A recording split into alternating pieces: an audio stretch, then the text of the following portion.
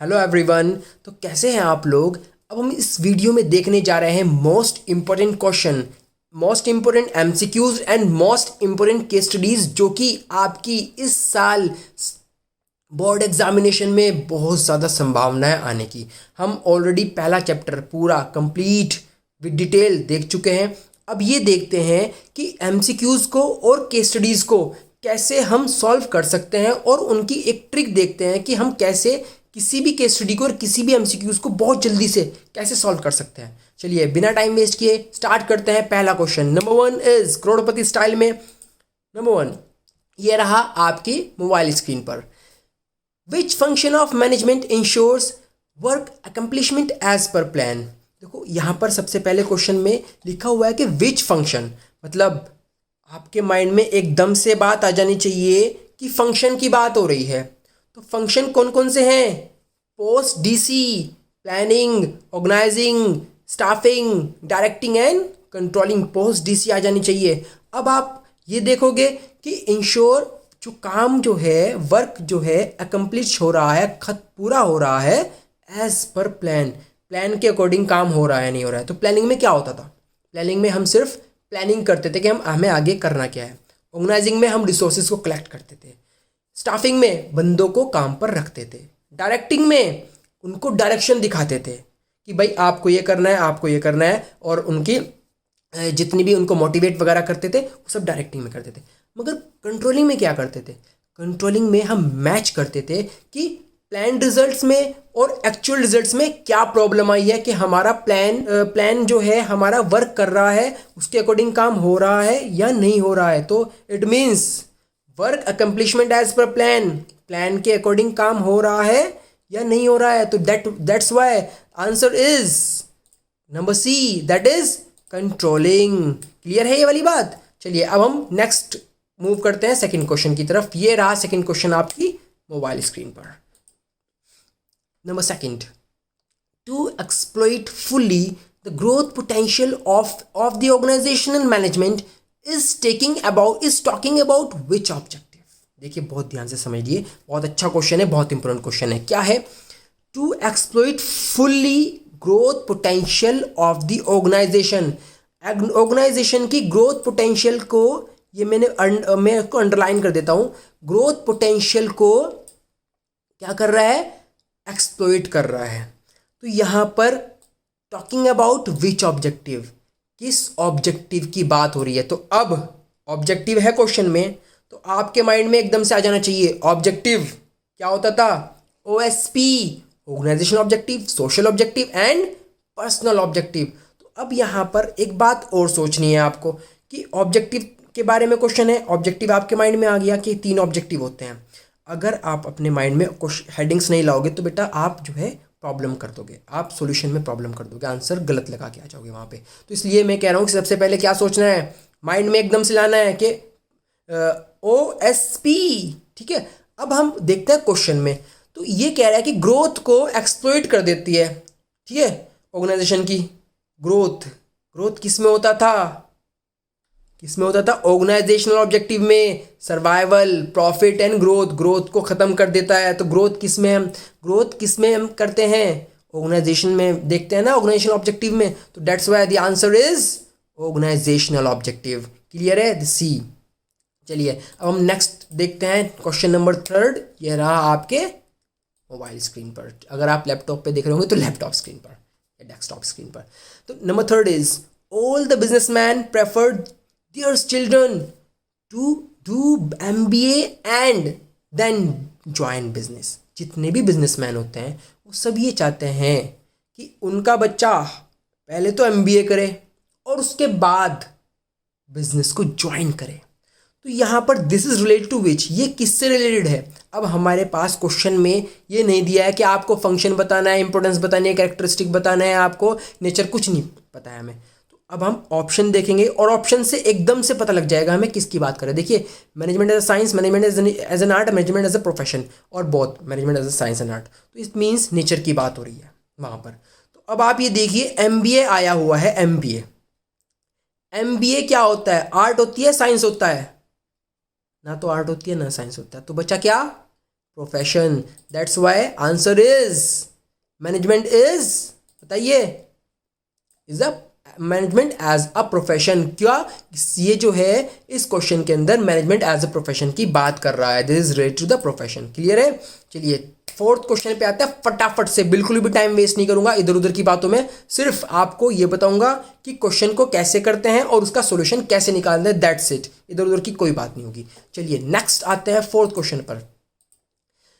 Fourth question हो गया हमारा ये, fourth, growth of a business can be measured by. देखिए ग्रोथ, अब यहाँ पर ग्रोथ आई है तो अब आप उसको बिल्कुल भी कंफ्यूज मत होना कि ग्रोथ की बात हो रही है तो ऑब्जेक्टिव की बात हो रही है, बिल्कुल नहीं। ये क्या कह रहा है, ग्रोथ को हम कैसे मेजर करते हैं, तो अब देखते हैं ग्रोथ को हम कैसे मेजर करते हैं। Increase in sales volume, increase in the number of product produce, increase in capital investment. अच्छा, तो हमने देखा ऑप्शन से तो ऑब्जेक्टिव्स के अंदर जो ग्रोथ था उस वाली ग्रोथ की बात हो रही है, जनरल ग्रोथ की बात नहीं हो रही है। ऑप्शन से आपको बिल्कुल पता लग गया है। क्लियर है?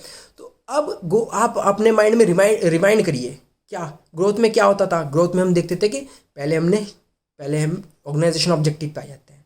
ऑर्गेनाइजेशन ऑब्जेक्टिव में पहले हमने दुकान खोली, दुकान खोलने के बाद कॉस्ट कवर कर दी, फिर हमने प्रॉफिट कमाया था, प्रॉफिट कमाने के बाद हमने अपनी ब्रांचेस को फैलाया था, अपनी जड़ें मजबूत कर दी थी, तो सेल्स इंक्रीज होती है, उससे प्रोडक्शन इंक्रीज होती है, नंबर ऑफ प्रोडक्ट हम इंक्रीज कर रहे हैं और कैपिटल इन्वेस्टमेंट ज़्यादा लगा रहे हैं। तो इट मीन्स ग्रोथ का मतलब सब के सब, ऑल ऑफ द अबव, कि भाई ग्रोथ में हम ये सब करते हैं। क्लियर है? Answer is D. चलिए अब हम नेक्स्ट क्वेश्चन की तरफ मूव करते हैं। ये रहा आपकी कंप्यूटर स्क्रीन पर नेक्स्ट क्वेश्चन।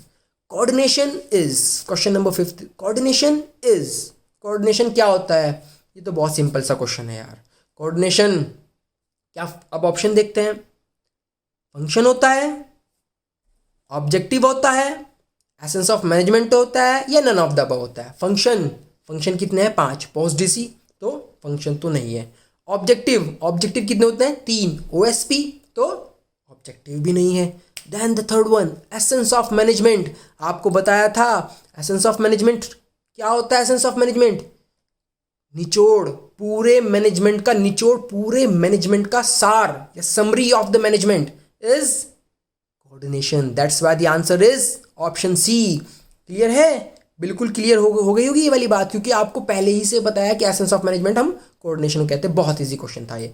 चलिए नेक्स्ट क्वेश्चन की तरफ आते हैं, और नेक्स्ट क्वेश्चन रहा ये आपके लैपटॉप स्क्रीन पर। ठीक है, which of the following is not a characteristic of science, इसमें से साइंस का कैरेक्टरिस्टिक कौन सा नहीं है। तो अब साइंस के फीचर बताए थे आपको, नेचर में management as a science, management as an art, management as a profession बताया था आपको। बहुत इंपॉर्टेंट क्वेश्चन है, बहुत ध्यान से समझना। साइंस में मैंने आपको शॉर्ट ट्रिक बताई थी साइंस के फीचर्स की, या कैरेक्टरिस्टिक भी बोल सकते हैं हम उसको। क्या? UPS, U means universal, P means principles based on experimentation, S means systematic body of knowledge.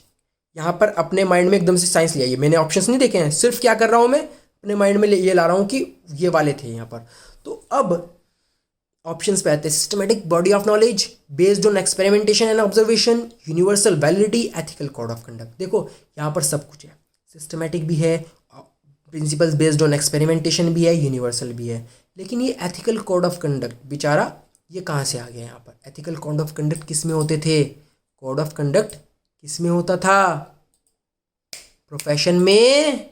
तो दैट्स वाई नोट लगाया हुआ है, तो यहाँ पर कौन सा कैरेक्टरिस्टिक नहीं है? तो ये वाला नहीं है, ये ऑड वन आउट वाला क्वेश्चन आ गया आपके पास। तो मैं ये सोचने के लिए क्यों बोल रहा हूँ आपको, मैं सोचने के लिए इसलिए बोल रहा हूँ आप लोगों को कि इससे टाइम वेस्ट नहीं हो रहा है, बल्कि 2-4 क्वेश्चन में तो टाइम लग रहा है, लेकिन आगे के सारे क्वेश्चन आप एकदम से कर दोगे अगर आप इस ट्रिक से काम करोगे। ऐसे नहीं कि आपने क्वेश्चन पढ़ा और एकदम से आंसर लगा देना। क्या करना है, पहले क्वेश्चन, फिर उसके एकदम से माइंड में रिमाइंड करना है क्या आपको कि भाई ये हमारे इसमें ऑप्शंस होते थे, और एकदम से वो है या नहीं है। क्लियर है? ऐसे आपके चांसेस बहुत कम हो जाते हैं किसके, गलती करने के। चलिए नेक्स्ट क्वेश्चन पर आते हैं। क्वेश्चन ये रहा आपके लैपटॉप स्क्रीन पर, डेस्कटॉप पर। Question number 7, to oversee the efforts of the workforce is the function of. To oversee the efforts of the workforce, workforce, पहले समझ लेते हैं क्वेश्चन में क्या कह रहा है ये। वर्कफोर्स क्या होती है? वर्कर्स, बेसिकली द वर्कर्स, जो लोग हमारे लिए या जो लोग मैनेजर के लिए काम करते हैं वो वर्कर है, वो वर्कफोर्स है। वर्कफोर्स की एक्टिविटीज़ को, एफर्ट्स को ओवरसी करना, देखना। वर्कर्स कहाँ आते हैं, किस लेवल में आते हैं वर्कर्स, बताओ? किसी भी लेवल में नहीं आते हैं। तो वर्कर की एक्टिविटीज़ को वर्कर के ऊपर वाला देखेगा। वर्कर के ऊपर कौन होता है, बताइए? Lower level, supervisory level, Superman, iron man, बताया था ना आपको, सारे मैन जितने भी होते हैं, आयरन मैन, ही मैन, ठीक है। तो ये क्या हो गया, यहाँ पर किसका फंक्शन है ये? ऑपरेशनल लेवल का है, सुपरवाइजरी लेवल का, हम इसको लोअर लेवल भी कह सकते हैं। ये आपको ऑप्शन देखकर ही एकदम से आंसर दिख गया था कि ये इसकी बात हो रही है। बहुत ज़्यादा इजी क्वेश्चन हो गया आपके लिए अभी ये, बहुत इंपॉर्टेंट क्वेश्चन बता रहा हूँ, बहुत ध्यान से समझना। चलिए क्वेश्चन नंबर 8 पर आते हैं।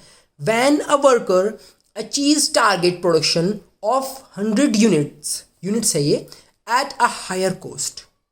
एक आदमी, ये तो बहुत, देखो ये आपको बहुत अच्छे से मैंने एक्सप्लेन किया है, एफिशिएंसी और इफेक्टिवनेस को बहुत ज़्यादा अच्छे से बताया मैंने आपको। एक बंदा प्रोडक्शन कर रहा है, प्रोडक्शन टारगेट अचीव कर रहा है 100 यूनिट्स का, लेकिन कॉस्ट ज़्यादा आ गई। कॉस्ट सी फोर, वो नहीं, वो मत समझो जो आप समझ रहे हो। C4 कॉस्ट, तो कॉस्ट किससे रिलेटेड है? एफिशिएंसी से रिलेटेड है। अब ऑप्शन देखो जल्दी से, कहाँ एफिशिएंसी है और वहां पर एफिशिएंसी को लगा कर आ जाओ। एफिशिएंसी लगा दिया, मच गई तबाही। यहीं पर तो गलती करते हैं बच्चे। देखो उसने क्या कहा था कि अगर कॉस्ट ज़्यादा आई है तो तो वो क्या होगा? एफिशिएंट नहीं होगा, ये एफिशिएंट नहीं लगाना है। आंसर क्या होगा? That is effective. अगर कॉस्ट ज़्यादा आई है तो उसका आंसर इफेक्टिव, याद रखना ये वाली बात, इफेक्टिव। चलिए अब हम नेक्स्ट क्वेश्चन की तरफ मूव करते हैं, दैट इज क्वेश्चन नंबर 9। ये रहा आपके मोबाइल स्क्रीन पर क्वेश्चन नंबर 9। तो management is always denoted by we and not by I. ये बोल रहा है कि मैनेजमेंट हमेशा वी का प्रतीक होता है। वी मीन्स हम सब लोग, एंड नॉट बाय आई, मैंने कुछ नहीं किया है, हमने किया है। तो यहाँ पर हम मीन्स ग्रुप ऑफ पीपल। हम का मतलब क्या होता है? Group of people. तो ये किससे रिलेटेड हो सकता है? हम का मतलब तो ग्रुप है ना। तो अब ये देखते हैं ऑप्शंस में क्या है। It is a process, it is a continuous, it is a group activity, it is intangible. तो ये कैरेक्टरिस्टिक की बात चल रही है। यहाँ पे इंटेंजिबल तो नहीं हो सकता, क्योंकि यहाँ पर उसने ये तो नहीं कहा है देख नहीं सकते, हम छू नहीं सकते। यहाँ पर उसने प्रोसेस की भी किसी की बात नहीं की है। यहाँ पर कोई ऐसी बात भी नहीं की है जो कॉन्टिन्यू एक्टिविटी हो। यहाँ पर किसकी बात की है? सिर्फ ये बात की है कि it is a group activity. Clear? Group, we मतलब हम लोग, वी जब भी आएगा तो ग्रुप एक्टिविटी आएगा, याद रखना। इसकी केस स्टडी की ट्रिक भी बताई थी, अगर आप नोट्स खोल के देखोगे तो मैंने वहाँ पर ट्रिक में लिख दिया था, वी और आई वाला, आई को रिप्लेस करते हैं वी से तो ग्रुप एक्टिविटी हो रही है। चलिए अब हम नेक्स्ट क्वेश्चन की तरफ मूव करते हैं, दैट इज क्वेश्चन नंबर 10। ये रहा आपके मोबाइल स्क्रीन पर, ठीक है। Question number 10, managers apply management principles by using creativity. Management का प्रिंसिपल क्रिएटिविटी से अप्लाई करते हैं। दिस इज रिलेटेड टू विच। अब हम क्वेश्चन देखकर ये नहीं बता सकते ये कैरेक्टरिस्टिक की बात कर रहा है, इंपॉर्टेंस की बात कर रहा है, या फिर फंक्शंस वगैरह की बात करता है। लेकिन हम ऑप्शन से बहुत ज़्यादा एकदम से अंदाज़ा लगा सकते हैं बिल्कुल क्लियरली। कैसे? Management as a science, management as an art, management as both science and art, and management as a profession. तो यहाँ पर क्या कह रहा है कि मैनेजमेंट अप्लाई, जो हम मैनेजर जो अप्लाई करता है वो क्रिएटिविटी से करता है। क्रिएटिविटी मतलब क्रिएटिविटी किसका ऑप्शन था, किसका फीचर था? Management as an art. हर आर्टिस्ट जितना ज़्यादा वो क्रिएटिव होगा उतना ही ज़्यादा अच्छा आर्टिस्ट होगा। जैसे कि हर मैनेजर जितना ज़्यादा क्रिएटिव होगा उतना ही अच्छा मैनेजर के लिए कह रहेगा वो। क्लियर है? आपको बात बताई थी ना कि आप लोग भूल गए हो, आप लोग रात को लेट आते हो, लेट नाइट आते हो घर में। डैडी ने बोला कहाँ से आए हो भैया? तो आप कितने क्रिएटिव हो ये आपकी इसके ऊपर डिपेंड करेगा, बचना या पिटना क्रिएटिविटी पे। क्लियर है? बिल्कुल ऑप्शन वही वाला एग्जांपल बताया था जो मैंने अभी बताया आपको। चलिए हम क्वेश्चन नंबर 10 देख चुके हैं, 10 क्वेश्चन हो चुके हैं, अब आप आ गए हैं पहले पड़ाव पर। चलिए नेक्स्ट क्वेश्चन की तरफ मूव करते हैं। Question number 11 is listen with the outside world is the function of. देखो पहले लेजन देख लेते हैं, ये लसन लुसन मत बोल देना इसको, ये लेजन है। लेजन का मतलब क्या होता है? Liaison means basically the communication with the outside the world. मतलब जब हम कम्युनिकेशन करते हैं किसी से भी, जैसे मैं आपसे अभी कम्युनिकेशन कर रहा हूँ, हम लोग बात कर रहे हैं, तो ये लेजन होता है। तो आउटसाइड द वर्ल्ड, बाहर के लोगों से कौन बंदे काम करते होंगे, कौन बंदे बोलते होंगे? टॉप लेवल वाले, सुपरवाइजरी लेवल वाले, या मिडिल लेवल वाले, या फिर ऑल ऑफ द अबव? सब के सब बोलते हैं, बताइए। तो ये मिडिल लेवल का काम नहीं है। मिडिल लेवल सिर्फ किसको देखता है? मिडिल लेवल देखता है अपने डिपार्टमेंट को, सिर्फ और सिर्फ अपने डिपार्टमेंट को देखता है, तो डेट्स वाई मिडिल लेवल नहीं हुआ। सुपरवाइजरी लेवल किसको देखता है? ये देखता है सिर्फ और सिर्फ वर्कर्स को। इसका काम ये नहीं है कि बाहर जाकर किसी और को देखे। मगर टॉप लेवल मैनेजमेंट प्लानिंग करते हैं, ऑब्जेक्टिव सेट करते हैं, तो वो आउटसाइड द वर्ल्ड से कांटेक्ट में रहेंगे, तभी तो प्लानिंग कर पाएंगे, तभी तो ऑब्जेक्टिव सेट कर पाएंगे, तभी तो पॉलिसीज फ्रेम आउट कर पाएंगे। दैट्स वाई बाहर से कौन कांटेक्ट रहता है, किसका कांटेक्ट रहता है? टॉप लेवल मैनेजर्स का, मालिक लोगों का। ठीक है, चलिए अब हम स्टार्ट करते हैं अपना नेक्स्ट क्वेश्चन। दैट इज ये रहा आपके, कौन से स्क्रीन बताऊं यार? लैपटॉप भी बता दिया, डेस्कटॉप भी बता दिया, मोबाइल भी बता दिया, कौन सी भी स्क्रीन में भी देख रहे हो उसी स्क्रीन पर। चलिए, providing good working condition and ensuring quality work is the function of. देखो भाई बहुत ध्यान से समझना, good working condition and ensuring quality work. Working condition अच्छी हो जाए और क्वालिटी वर्क, और वर्क काम क्वालिटी आउटपुट आ जाए हमारे पास, तो कौन देखता है? टॉप लेवल वाले। आप ये देखो क्या देखते थे, टॉप लेवल वाले मेन काम देखते हैं, जो ऊपर का लेवल का काम होता है। मिडिल लेवल वाले क्या देखते थे? मिडिल लेवल वाले अपने ही डिपार्टमेंट का काम देखते थे। भाई जो उनके डिपार्टमेंट का काम है उनको उससे मतलब है और किसी से मतलब नहीं है। अगर सुपरवाइजरी लेवल वर्कर्स के ऊपर होते हैं, तो लोअर लेवल ही रेस्पॉन्सिबल होता है क्वालिटी वर्क देने के लिए, क्योंकि वर्कर से काम कराते हैं वो, और वर्कर ही क्वालिटी वर्क हमें प्रोवाइड कराएगा, क्वालिटी आउटपुट प्रोवाइड करेगा, क्वालिटी जो हमें प्रोडक्शन देगा वो वर्कर देंगे। दैट्स वाई वर्कर के ऊपर जो होता है वो ही इंश्योर करेगा क्वालिटी और working condition, good working condition, कि उनकी कंडीशन बहुत अच्छी हो। तो that's why the answer is, क्या है आंसर? दैट इज सी। ठीक है, तो अब हम देख चुके हैं 12th क्वेश्चन। अब हम देखते हैं 13th। The 13th question is, ये रहा आपके पता नहीं कौन सी स्क्रीन पर। Next, Ankita is engage in manufacturing chocolates and biscuits by using environment friendly methods of production. Ankita जो है, अब क्वेश्चन में और भी तो पढ़ते हैं, which management objective is used here. यहाँ पर ये बोला है क्वेश्चन में, कौन से ऑब्जेक्टिव की बात हो रही है? ऑब्जेक्टिव आर 3 OSP, याद है OSP, objective organisational, social and personal. Ankita, आप देखते हैं अंकिता जी क्या कर रही हैं madam. Ankita is engage in manufacturing chocolates and biscuits. क्या बना रही हैं मैडम? चॉकलेट्स बना रही हैं। चॉकलेट्स तो हर कोई बनाता है, खासतौर से गर्ल्स तो बहुत खाती हैं।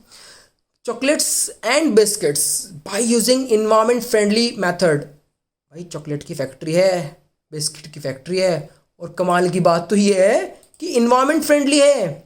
मेथड जो है वो इन्वायरमेंट फ्रेंडली है। इट मीन्स इससे सोसाइटी का भला हो रहा है, नुकसान हो रहा है? सोसाइटी का भला हो रहा है। That's why the answer is social objective. बहुत सिंपल हो गया ना। तो पहले अब आपको बता रहा हूँ, जो मैंने स्टार्टिंग में आपको बताया था कि ट्रिक कैसे, पहले आपको देखना है कि किसके बारे में बात हो रही है, दैट्स, उसके बाद ऑप्शन पे जाकर एकदम लगा दो। जल्दबाजी नहीं करनी है। आपके पास 3 घंटे होंगे, बहुत ज़्यादा टाइम है। आप 2-2.5 घंटे में अपना क्वेश्चन पेपर समाप्त कर लोगे, अगर आप बहुत अच्छे से देख के भी करोगे आंसर। ठीक है, चलिए तो अब हम देखते हैं नेक्स्ट क्वेश्चन पर। तो इसका आंसर क्या है? अंकिता जी हमारी इन्वायरमेंट फ्रेंडली थी, तो ये सोशल ऑब्जेक्टिव पूरा कर रही थी। तो अब हम 14th क्वेश्चन पर आते हैं। मिस्टर एक्स, ये तो इमरान हाशमी आ गया है। Mister X the director of a company many times get involve in activities like procurement of raw material, production and dispatch of goods, employ discipline etcetera. बहुत इंपॉर्टेंट क्वेश्चन है भाई, ये बहुत इंपॉर्टेंट क्वेश्चन है, बहुत ध्यान से पढ़ना, जल्दबाजी बिल्कुल भी ना करना है। देखिए क्या है, और इसके अंदर ऑप्शन नहीं है, ये आपकी केस स्टडी है। तो अब जो बच्चे नए हैं जिनको केस स्टडी करनी नहीं आती है, उनको मैं एक ट्रिक बता रहा हूँ केस स्टडी को कैसे करना है। देखो अब तक तो हमारे पास एमसीक्यूज आ रहे थे, एमसीक्यूज हमने, देखो ये एमसीक्यूज हमारे हैं, एमसीक्यूज हमने देख लिया है हमें कैसे पढ़ना है। मगर केस स्टडी को अब ऐसे यहाँ से स्टार्ट नहीं करना है। केस स्टडी को बहुत ज़्यादा ध्यान से समझना। केस स्टडी को जब भी आप सॉल्यूशन करने जाएं तो अब ये तो छोटी आई है, अभी बड़ी भी आने वाली है। बड़ी केस स्टडी को करने में टाइम लगता है। सबसे पहले आपको क्वेश्चन पढ़ना है कि क्वेश्चन में पूछ क्या आ रहा है, क्योंकि जब आप क्वेश्चन पढ़ते हो तो क्वेश्चन में आपके माइंड में एकदम आप कन्फाइंड रिजिड हो जाते हो कि हमें यही इसमें से ये आंसर देना है। अगर आप क्वेश्चन नहीं पढ़ोगे तो आपके माइंड में पूरा बिजनेस होगा कि बुरे बिजनेसमैन से कहाँ से आंसर दें। क्लियर है? लेकिन अगर आप क्वेश्चन पढ़ोगे, पहले केस स्टडी से पहले क्वेश्चन पे आ जाते हैं, क्लियर है, क्वेश्चन से हम कन्फाइंड हो जाते हैं, रिजिड हो जाते हैं कि भाई हमें इसमें से ही आंसर देना है। अब हम ज़्यादा नहीं सोचेंगे, हमें कम सोचना पड़ेगा, जल्दी से आंसर आ जाएगा और एक्यूरेट आंसर आएगा। देखते हैं, चलिए। Name the level of management Mister X belongs to. भाई लेवल ऑफ मैनेजमेंट की बात हो रही है। अब आपको पता है 3 लेवल होते हैं, टॉप, मिडिल और लोअर।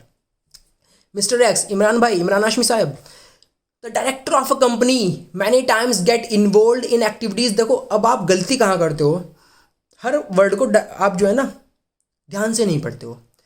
मिस्टर एक्स था, मिस्टर एक्स ने क्या करा, मैनी टाइम्स वो इन्वॉल्व होता है इन एक्टिविटीज। देखो जो मैं गलती कर रहा हूँ, मैं गलती करके दिखा रहा हूँ आपको, ताकि आप वही गलती ना करो। मिस्टर एक्स जो है many times get involve in activities like procurement of raw material, production, dispatch of good, employees discipline. तो आपको ये लग रहा है कि मिस्टर एक्स तो भाई रॉ मटेरियल का प्रोक्यूरमेंट करता है। प्रोक्यूरमेंट का मतलब होता है अटेन करना, लिख लेना अपने पास, प्रोक्यूरमेंट का मतलब अटेन करना। रॉ मटेरियल को अटेन कर रहा है, प्रोडक्शन को देख रहा है, प्रोडक्शन को अटेन कर रहा है, डिस्पैच, गुड्स को डिस्पैच कर रहा है। तो यार ये तो जो है ना छोटे मोटे लेवल का काम है। मैंने गलती करी है यहाँ पर। क्या गलती करी है? मैंने गलती ये की है कि मैंने ना पूरा क्वेश्चन ना पढ़ के एकदम स्किप कर दिया मेन पॉइंट्स पर। लेकिन जो मेन पॉइंट यहाँ पर उससे भी ज़्यादा मेन पॉइंट था वो मैंने छोड़ दिया। अगर आप वीडियो को रिवाइंड करके देखो ना तो आप देखना क्या बच्चे गलती कैसे करते हैं। ठीक है, तो क्या हुआ, मिस्टर एक्स, अब हमें ध्यान से पढ़ना है क्वेश्चन, एक एक वर्ड। देखो mister X the director of a company, यहां आकर क्वेश्चन खत्म हो जाता है, मुझे आगे पढ़ने की जरूरत भी नहीं है। डायरेक्टर कौन होता है भाई? टॉप लेवल मैनेजमेंट होता है। देखो कितना सिंपल हो गया है। लेकिन बच्चे क्या करते हैं कि mister X the director of the company, अच्छा मैनी टाइम्स, ओहो इसमें ये काम है, उसके काम देख रहे हैं, फंक्शन देख रहे हैं, लेकिन उसने खुद बता दिया डायरेक्टर है यार। तो डायरेक्टर कौन से लेवल पे काम करता है भाई? मिडिल पे करता है क्या लोअर पे करता है? वर्कर्स के ऊपर बैठेगा डंडा लेकर? नहीं, टॉप लेवल मैनेजमेंट होता है। तो that's why the answer is, क्या आंसर है? That is top level management. तो एक आंसर तो हमारा हो गया टॉप लेवल मैनेजमेंट। चलिए अब हम करते हैं नेक्स्ट क्वेश्चन भी है इसके अंदर। Do you think he must be involve in such activities, give reason. क्या आपको लगता है कि ये सब जो काम आए हैं, ये वर्क जो है रॉ मटेरियल को प्रोक्यूर करना, प्रोडक्शन देखना और जो है डिस्पैच करना गुड्स को, क्या ये टॉप लेवल के काम है? बताओ। टॉप लेवल के काम कतई नहीं है। टॉप लेवल के काम मेन काम होता है ऑर्गेनाइजेशन के, मालिक लोग है ना। तो मालिक लोग मेन काम करते हैं, छोटे मोटे काम नहीं करते हैं। तो ये किसका काम था? ये मिडिल लेवल का काम था। यहाँ पर कन्फ्यूजन हो जाती है ना। तो दैट्स वाई आंसर क्या है? No, I don't think so कि ये उसको इन्वॉल्व होना चाहिए इन एक्टिविटीज़ में। गिव रीज़न क्या है? Because this work belongs to the top, belongs to the middle level management. चलिए अब हम ए देख चुके हैं, बी देख चुके हैं, और अब सी क्वेश्चन पर आते हैं। Give 2 important function mister x must perform. भाई ये 2 इंपॉर्टेंट फंक्शन बता दो जल्दी से कमेंट में। मुझे कमेंट में करना है इसका आंसर क्या, कि कौन से 2 इंपॉर्टेंट फंक्शन है जो मिस्टर एक्स करेगा। टॉप लेवल मैनेजमेंट वाला है वो, तो mister x top level management कौन से फंक्शन कर सकता है, जल्दी से मुझे कमेंट में बताएंगे आप लोग। एक क्वेश्चन और आपके लिए कमेंट में छोड़ रहा हूँ, बहुत अच्छा क्वेश्चन, वो आगे बताऊंगा। चलिए हम नेक्स्ट क्वेश्चन की तरफ मूव करते हैं। नेक्स्ट क्वेश्चन ये रहा आपके मोबाइल स्क्रीन पर। चलिए question number 15, name the level of management engaged with.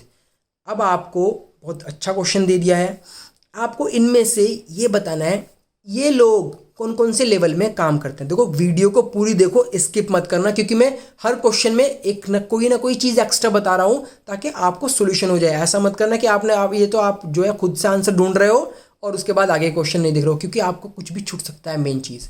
चलिए कौन कौन से लेवल में काम करता है, 3 लेवल होते हैं, आपके माइंड में आ गया। Number one question is selection of employ. Employees का सिलेक्शन करता है, कौन करता है एम्प्लॉय का सिलेक्शन, ज़रा बताना कौन से लेवल वाले होते हैं। ये मिडिल लेवल वाले स्टाफिंग करते हैं। एक चार्ट बनाया था, चार्ट में बीच में मिडिल लेवल था, उसके नीचे स्टाफिंग लिखा था, नोट्स में देखो खोलकर। स्टाफिंग लोग कौन करते हैं, मिडिल लेवल वाले। तो सिलेक्शन ऑफ द एम्प्लॉयज़ हमेशा मिडिल लेवल का काम होता है। आंसर आ गया आपके पास। नेक्स्ट, इंट्रोड्यूसिंग न्यू प्रोडक्ट्स, नए नए प्रोडक्ट मार्केट में लाना। नया प्रोडक्ट कौन निकालेगा। अब आप माइंड में सोचो कि प्रोडक्ट तो कौन बनाएगा, वर्कर्स बनाएंगे, तो सुपरवाइजरी का काम होगा। नहीं, जब भी प्रोडक्ट की बात होगी, नए इंट्रोड्यूस करने की बात होगी, तो ये साफ करेंगे मालिक लोग। तो that's why top level management. Next one, third one, design a suitable advertisement campaign to sell a new product. देखो ये अच्छा क्वेश्चन है, कंफ्यूजिंग क्वेश्चन है, कंफ्यूज कर सकता है ये वाला क्वेश्चन। क्या, design a suitable advertisement campaign to sell a new product. अब एडवर्टीजमेंट कैंपेन कौन डिज़ाइन कर सकता है। आपको लगेगा कि एडवर्टीजमेंट बनाना तो किसका काम होगा, तो यार टॉप लेवल वाले करते होंगे, कैंपेन बनाते होंगे ना, एडवर्टीजमेंट किस तरह से करना है हमें। नहीं, एडवर्टीजमेंट हर डिपार्टमेंट का अलग होता है। डेट्स वाई एडवर्टीजमेंट एक डिपार्टमेंट होता है। एडवर्टीजमेंट भी तो एक डिपार्टमेंट होता है, तो इसको उस डिपार्टमेंट का हेड करेगा। तो जब डिपार्टमेंट के हेड की बात होगी तो कौन होगा भाई, ये साहब मिडिल वाले। क्लियर है, एडवर्टीजमेंट डिपार्टमेंट हो गया। चलिए अब हम फोर्थ क्वेश्चन पर आते हैं। Framing the capital structure of the company. Capital structure frame कर रहा है, बहुत ज़्यादा इजी हो गया वाला क्वेश्चन। कैपिटल स्ट्रक्चर बनाना, कैपिटल कहाँ कहाँ से आनी है, कहाँ कहाँ से फाइनेंस कलेक्ट करना है, कहाँ लगाना है, कहाँ इन्वेस्ट करना है, कैसे कैसे हमें पैसों को बांटना है, ये सब कैपिटल स्ट्रक्चर को फ्रेम करना है। कौन करेगा, मालिक लोग करते हैं, टॉप लेवल मैनेजमेंट। चलिए अब नेक्स्ट क्वेश्चन की तरफ मूव करते हैं। आर यू गेटिंग मी ना। अब हम आप मुझे समझ रहे हो ना कि जैसे मैं आपको बता रहा हूँ कैसे कैसे सोल्यूशन करना है आपको जाकर वहाँ पे। Preparing performance report of employee है, एम्प्लॉय की परफॉर्मेंस रिपोर्ट कौन बना सकता है, एम्प्लॉयज़ वर्कर नहीं है, याद रखना। तो एम्प्लॉयज़ की परफॉर्मेंस रिपोर्ट, हर एम्प्लॉय की रिपोर्ट कौन बनाएगा, उसका हेड बनाएगा। तो ये जो है जितने भी डिपार्टमेंट, देखो बहुत ध्यान से सुनना, क्वेश्चन अच्छा है, स्किप मत कर देना बिल्कुल भी। क्या, जितने भी डिपार्टमेंटल हेड्स होते हैं अपने डिपार्टमेंट की एम्प्लॉयज़ की सारी रिपोर्ट रखते हैं। तो डिपार्टमेंटल हेड कौन है, कौन से लेवल में आएगा, मिडिल में। तो डेट्स वाई मिडिल लेवल का काम होता है परफॉर्मेंस रिपोर्ट बनाना। यहाँ पर टॉप मत लगा देना। चलिए इसका हो गया आंसर मिडिल है। तो अब हम नेक्स्ट की तरफ मूव करते हैं, हायरिंग कैजुअल लेबर्स। तो हायरिंग कैजुअल लेबर्स कौन होती है भाई, एक तो लेबर होती है। देखो यहाँ पर सिलेक्शन ऑफ द एम्प्लॉय को सिलेक्ट कर रहे हैं। यहाँ पर कैजुअल लेबर कौन होती है, जो डेली वेजेस पर आती है, जो कभी कभार आते हैं और काम करके चले जाते हैं, हमारे परमानेंट एम्प्लॉयज़ नहीं होती है।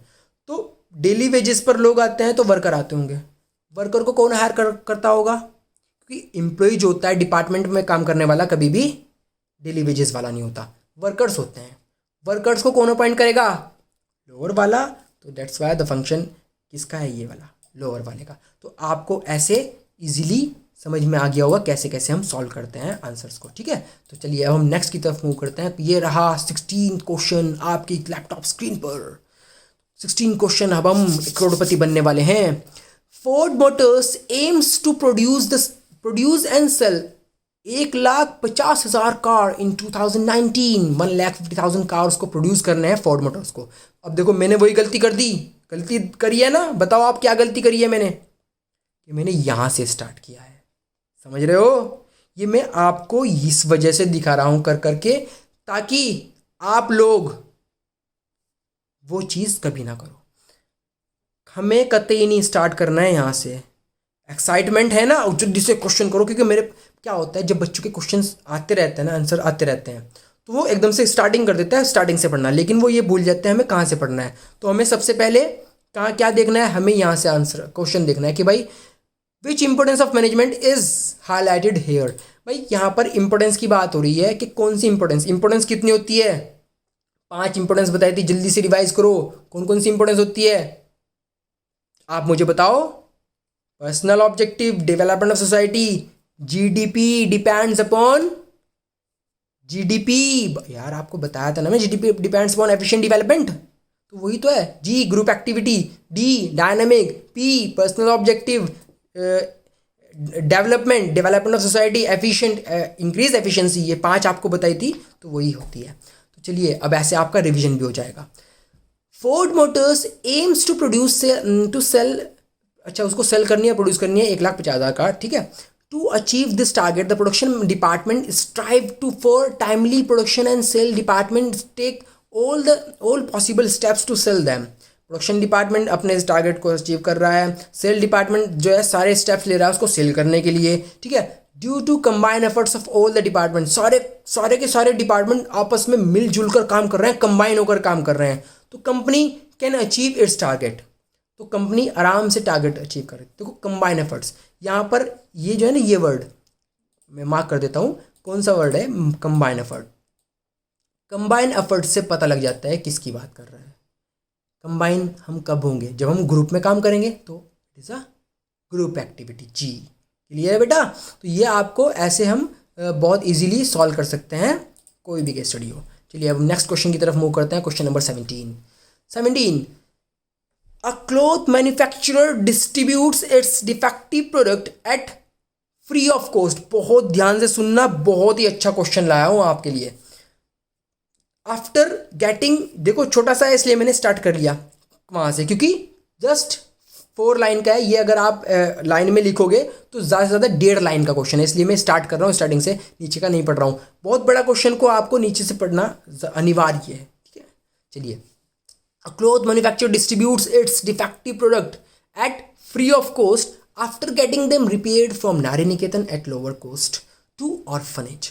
एक क्लॉथ मर्चेंट है, डिस्ट्रीब्यूट कर रहा है defective product, free of cost produce कर डिस्ट्रीब्यूट कर रहा है, और उसको रिपेयर भी कर रहा है नारी निकेतन वालों से बहुत लोअर कॉस्ट में, ठीक है, ऑर्फनेज को डिस्ट्रीब्यूट कर रहा है। तो हमें साफ साफ पता लग रहा है यहाँ पर which value are tested in this, हमें साफ पता लग रहा है कि सोशल ऑब्जेक्टिव पूरा कर रहा है नहीं कर रहा है।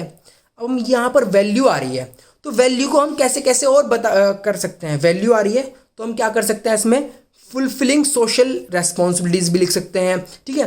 और क्या लिख सकते हैं, हेल्प्स नीडी पीपल भी लिख सकते हैं कि भाई नारी निकेतन को उसने एम्प्लॉयमेंट प्रोवाइड करा, तो नीडी पीपल को उसने हेल्प की है, 2 वैल्यू हो गई। और हम क्या लिख सकते हैं भाई, यूटिलाइज, देखो उसने क्या करा यहाँ पर, ये बहुत अच्छा डिफेक्टिव प्रोडक्ट्स को उसने क्या कर लिया, रिपेयर करा रहा है। तो यूटिलाइजिंग, इसे कहते हैं optimum utilisation of the resources को fully utilisation of the defective product की फुल्ली यूटिलाइजेशन कर रहा है। तो हमने 3 वैल्यूज देख लिया यहाँ पर। नंबर 1 सोशल ऑब्जेक्टिव बताया था, दूसरा बताया था नीडी पीपल को हेल्प करता है, थर्ड मैंने आपको बताया क्या, थर्ड आपको बताया है, मैं खुद भूल गया हूँ क्या बताया यार, अब मुझे तो याद थोड़ी ना होता है। हाँ, ऑप्टिमम यूटिलाइजेशन ऑफ रिसोर्सेज बताया। तो अब हम स्टार्ट करते हैं अपना क्वेश्चन नंबर 18। चलिए, सबसे पहले बड़ा क्वेश्चन दिख रहा है हमें, स्टार्टिंग में नहीं जाना है, अब हमें कहाँ से जाना है, यहाँ बीच नीचे से। Identify the characteristic of management in the above situation. भाई कैरेक्टरिस्टिक की बात कर रहा है, तो कैरेक्टरिस्टिक कितने होते हैं, 7 कैरेक्टरिस्टिक बताए थे आपको, याद करो, रिमाइंड करो जल्दी से। चलिए, after every 3 months mister Ramkant offers new schemes to its distributor. हर 3 महीने बाद रामकांत जो है अपने डिस्ट्रीब्यूटर को नई न्यू स्कीम्स देता है, ठीक है, अंडरलाइन कर देता हूँ मैं आपके लिए, न्यू स्कीम्स देता है। He tries to bring keeping in mind the needs of the customer. वो चेंज करता रहता है। यहाँ से आपको आंसर मिल गया होगा, मैंने बताया था ना, जहाँ पर भी ये वर्ड आ गया चेंजेस, ठीक है, जहाँ पर मैंने आपको बताया जहाँ पर ये वर्ड आया changes, new schemes, new product launch करना, तो क्या होगा, डायनेमिक हमने आगे का पढ़ा ही नहीं, लेकिन पढ़ना जरूरी है, याद करना पढ़ना जरूरी है, कभी और कुछ भी हो। Keeping in mind the need of the customer and offers from his competitor, this gives him an edge over the competitor, वो कॉम्पिटिटर से ऊपर उठ जाता है इन चीज़ों से, नए नए चीज़ों से निकाल कर। तो मैनेजमेंट इज डायनेमिक, तो इस डायनेमिक की बात हो रही है यहाँ पर। तो अब हम नेक्स्ट क्वेश्चन की तरफ मूव करते हैं, वीडियो को लंबी नहीं करेंगे। Next question, question number 19। देखो अब हमें क्वेश्चन नहीं पढ़ना है, कहाँ जाना है सबसे पहले कि वो पूछ क्या रहा है। Which aspect of management is lacking among various department, give to importance of the above asked element. तो बेटा यहाँ पर ये कह रहा है कि कौन सी एस्पेक्ट, कौन सी चीज़, अब हमारा माइंड सिर्फ मैनेजमेंट की तरफ जाना चाहिए, कौन सी चीज़ की कमी है यहाँ पर। तो अब हम ये नहीं देख सकते कि इंपॉर्टेंस की बात हो रही है, किस चीज़ की बात हो रही है। तो पहले अब क्वेश्चन पढ़कर ही समझ में आएगा। इन ABC limited the purchase department purchased 20 tons of raw material for production department. ABC limited ने एबीसी लिमिटेड के अंदर परचेज डिपार्टमेंट है, उसने 20 टन रॉ मटेरियल परचेज कर लिया था प्रोडक्शन करने के लिए, प्रोडक्शन डिपार्टमेंट को दे दिया। दो ओनली 15 टन्स वर नीडेड, सिर्फ 15 टन था नीडेड, और उसने ज़्यादा क्या कर लिया है, हमारा खरीद लिया है। Due to this goods were over produced and were not accepted by sales department. इसकी वजह से गुड्स क्या हो गए, ओवर प्रोड्यूस्ड हो गए हैं, और सेल्स डिपार्टमेंट ने एक्सेप्ट करने से मना कर दिया। As a result some goods remain unsold, और बहुत सारे गुड्स अनसोल्ड रह गए हैं। तो अब यहाँ पर देखो क्या हो रहा है, किस चीज़ की कमी है, कमी लग रही है ना कि सारे डिपार्टमेंट आपस में बात नहीं करते होंगे, तभी तो ऐसा हुआ। अगर सेल्स डिपार्टमेंट वाला कह देते हैं भाई इतना सारा रॉ मटेरियल मत खरीदो, हमारी सेल नहीं हो पाएगी। अगर परचेज डिपार्टमेंट वाला बोल देता उसको रॉ मटेरियल वाले को कि भाई इतनी आप क्यों खरीदने जा रहे हो, आप परचेज कर रहे हो, ठीक है, हमारी अभी यहाँ प्रोडक्शन इतनी नहीं हो सकती। तो आपस में तालमेल नहीं है सारे डिपार्टमेंट के बीच में। That's why the aspect is coordination की कमी है यहाँ पर। तो ये 19 क्वेश्चन हो चुके हैं, और अगर करोड़पति बनना है तो ये 20th क्वेश्चन, लास्ट क्वेश्चन है इसका। ये आपको मुझे कमेंट सेक्शन में देना है, जल्दी से इसका स्क्रीनशॉट लो और इसका आंसर आप कमेंट सेक्शन में करोगे। क्वेश्चन को स्टार्ट कहाँ से करेंगे, फ्रॉम ए पॉइंट, याद रखना। तो बेटा ये रही इसकी वीडियो, और इस वीडियो में मैंने आपको बहुत अच्छे क्वेश्चन, बहुत इंपॉर्टेंट क्वेश्चन दिए हैं। होपफुली आपके बहुत अच्छे समझ में आ गया होगा। अगर अब भी समझ में आ जाए तो प्लीज़ यार इस वीडियो को शेयर करो, ज़्यादा से ज़्यादा बच्चों को पहुँचाओ, और चैनल को सब्सक्राइब करना मत भूलना।